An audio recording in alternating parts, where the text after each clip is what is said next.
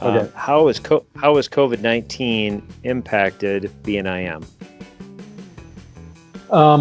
From a work day-to-day standpoint, in terms of doing what we do, it hasn't affected us a great deal. I mean, we thankfully were organized digitally already, and so we were able to work pretty effectively from home. So it actually, in terms of producing work, it really hasn't been a serious negative thing. However, the thing that we miss is just probably like you, is the camaraderie together, or even be able to meet with you in person or our teammates at BNIM. And just for architects, our daily dialogue on project issues or design critiques, where you just walk over to somebody's desk and talk about some design issue or problem on a project. And now you just have to be much more intentional. You got to schedule those kind of discussions so they're not quite as effective. So we do a lot of design workshops with clients where we actually take a team out on site and start developing conceptual design projects at the client's location. Matter of fact, we did that with you guys involved up in Baxter on the school project. Sure. We can't really do that anymore. So we've adapted that to a digital format or a virtual format, and it seems to be working okay. It's not what we're used to, and we think it would be better in person, but we're still able to get that direct interaction with the client as we work in real time. For FRK, about 90% of the work that we do is with school districts. So the impact is more felt by our clientele. As schools are working very hard to figure out their return to learn plan. So we've been put in a position of trying to be supportive of them, with space layout, separation, social distancing, how their buildings function. So we have been doing some of that for our school districts. Say that, and I was really impressed with our IT team. We have 182 design professionals, and in 24 hours, everybody was working remote. So that was pretty impressive to me. I knew they were good. I didn't know they were that good. So what are your clients saying? So you talked about some client impacts that you are feeling. So what are they saying about near term and maybe long term about their space needs? I think it's interesting. I think it's going both directions.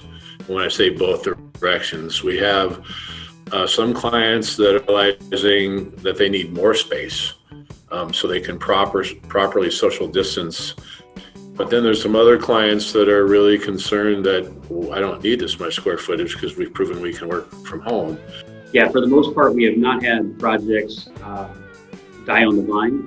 For the most part, it's, hey, let us step back. We're dealing with crisis within our own organizations. We need some time to do that. Give us a moment, give us a period of time, and at some moment we'll get back on track again. Frankly, some of those projects have gotten back on track. Others are still in a holding pattern. The good news is we have, for us, we have not had too many projects fall by the wayside. So it's just a delay period, and we just don't know the timing of the delay.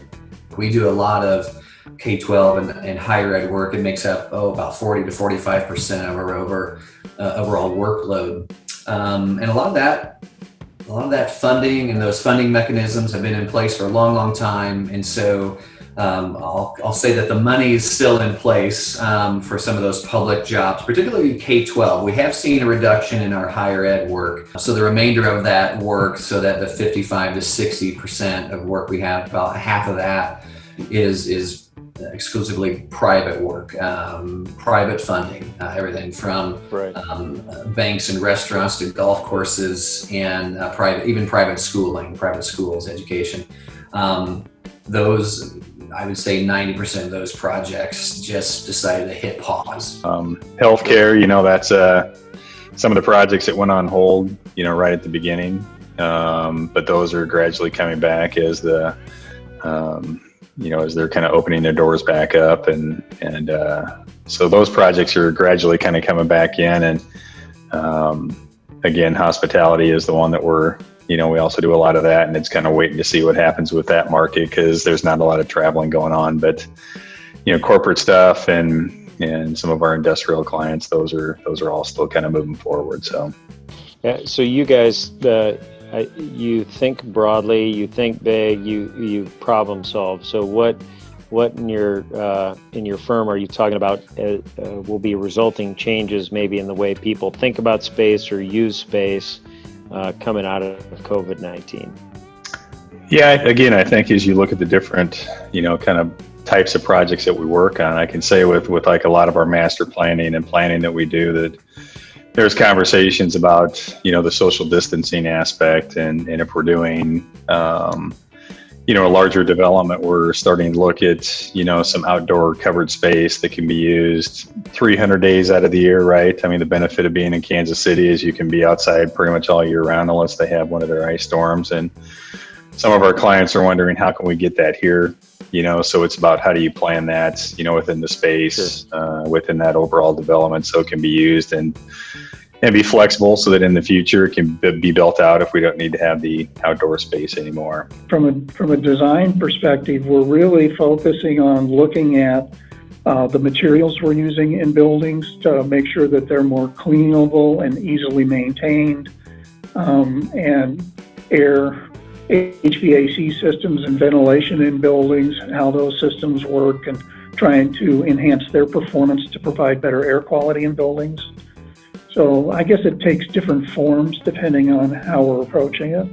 I think that conversation is an ongoing one that we're going to see how it plays out, but probably the biggest thing that we've seen is from the mechanical side, because we've got mechanical in-house.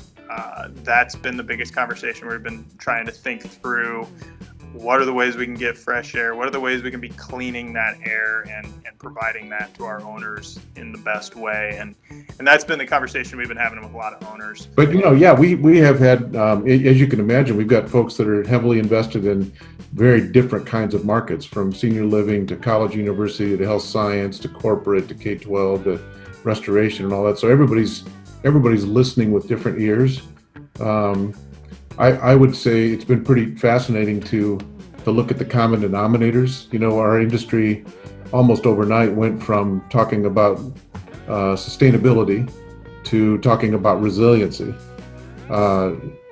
They belong in the same conversation, and they all include biomimicry, and they all include cautionary things. But the creative side of it, you start looking at what does it truly mean to be resilient. You get tested, with a pandemic like this pretty quickly. So the language has changed a little bit from sustainability to resiliency. It's changed from sort of, blocking and tackling health, welfare, health and safety and welfare, to, gosh, is it safe to inhabit? What can a CMGC do to support you best in pre-construction and construction? What does that good partner look like to you? Yeah. Communication comes to mind first and foremost. During construction in particular, someone who brings forth those questions, doesn't hide them, but also comes forth with ideas. Like we said, you guys have always been really good about that. Just come forth with a problem, but bringing forth ideas of how to solve those problems. My answer is always the same here. It's always that good conceptual cost estimating up front is the huge need that we have and that clients have, and that you can rely on that, later on. Sure. As well. Which, to be honest, I think that comes with experience with someone. So the more projects we do with you, for example, we'll get better at that together and that kind of thing. My standard answer to that, whenever I'm asked, is schematic or conceptual estimating, helping us get started correctly and conceptually. Historically, the design profession gets burned every time, and you've heard me say that. Yep.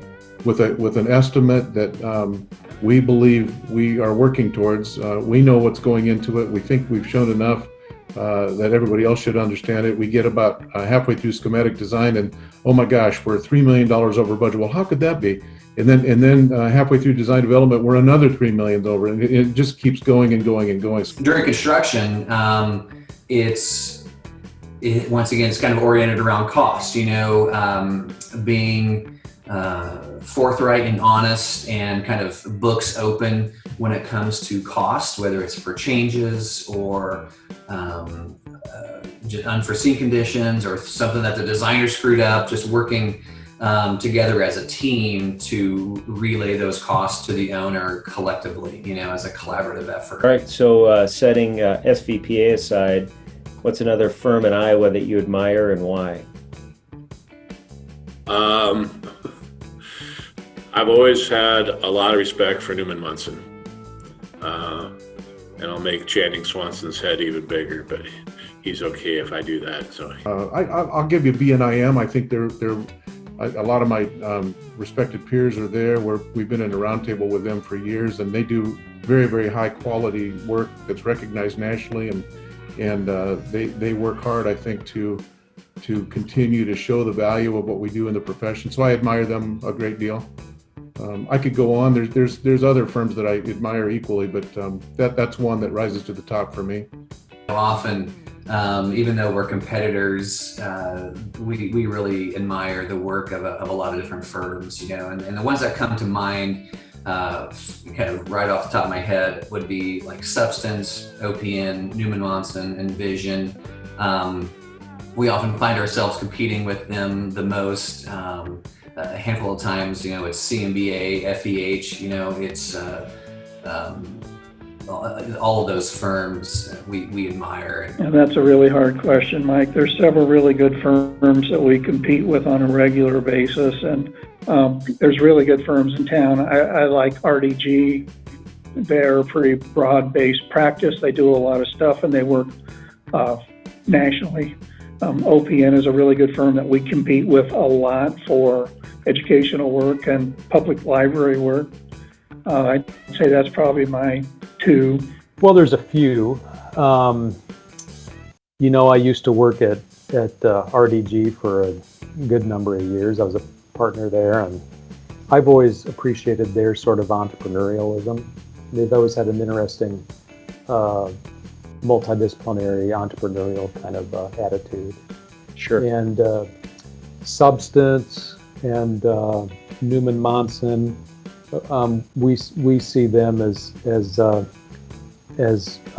we respect their design and as peer sort of design firms, and that's largely because I think that the folks that came from those, or the folks that lead those offices in the Des Moines area anyway, came from the same lineage as our Des Moines office, from the HLKB sort of area. So there's a sort of a mutual respect, design respect with those firms.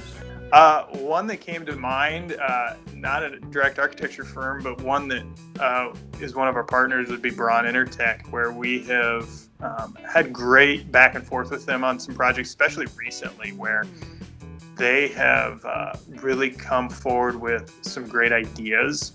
I think one of the firms that I really appreciate is DLR, because they have that nationwide international presence, and they're thought leaders in a lot of education design. So we really appreciate the kinds of things that they bring to the table for helping us all make sure that the education design that we do here in Iowa is reflective of what's happening elsewhere. Yeah, we're blessed, I think, in Iowa to have a lot of really great firms. Right. And I think that's we hear that from a lot of nationals that we team with and that come into our state, is that we do really great architecture in the small state of Iowa. And I think that they're very, they're amazed at the quality of design that comes out of the firms here. So, but I would say that, depending on the markets, again, we got a lot of really great peers. And I think that's the benefit is, we all know the firms. It's a small community. We respect each other, but we're always looking at the OPNs, the Newman Monsons, RDG, Substance, and BNIM is probably our